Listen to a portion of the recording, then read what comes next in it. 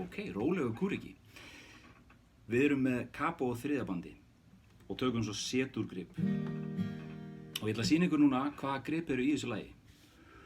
Til þess að spila með, þá er að gera að vera með kapóið og þriðabandi, en svo getið þið auðvitað fært kapóið eftir í bara hvar ykkar raddsvið liggur.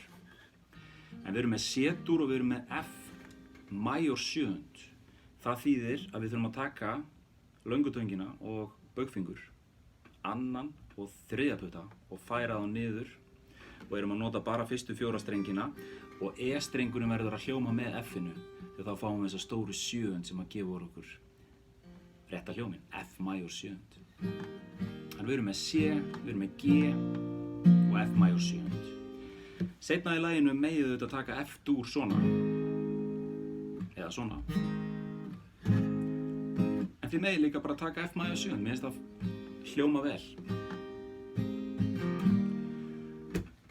Og þið þurfum að æfa í rauninni bara þessa hreyfingu, það er 1, 2, 3, 4 og 1, 2, 3, 4. Það er ágætt að velja sér svona einhvern rólega heita rytma til þess að æfa skiptingarnar. Svo getum við farið að plokka og þá er það þannig að ég raða yfirleitt fyrsta, öðrum og þriðja putta bara á neðstu 3 strengina. Og þá get ég látið þumalinn flakka á milli í bössunum. Þannig ég er í C.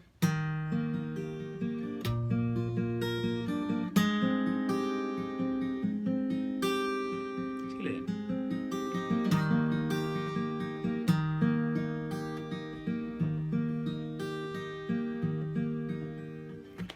Svo fáum við A-moll 7. sem er í rauninni alveg eins og A-moll nema við lyftum baugfingri upp þriðja putta og förum svo í E-moll. Svo þurfum við að taka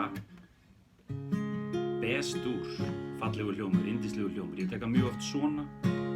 Þetta er í rauninni A-dúr gripið nema við þurfum að vera með 1 putta hér af því að við erum með BS-nótuna. Takið eftir þetta er gripið sem að heitir þetta. En ekki endilega tónfræðilega séð að því við erum með kapóið. Ok.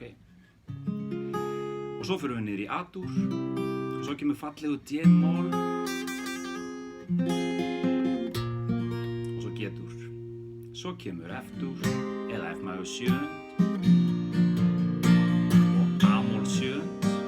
Og E-moll. F-dúr. G. A-moll 7.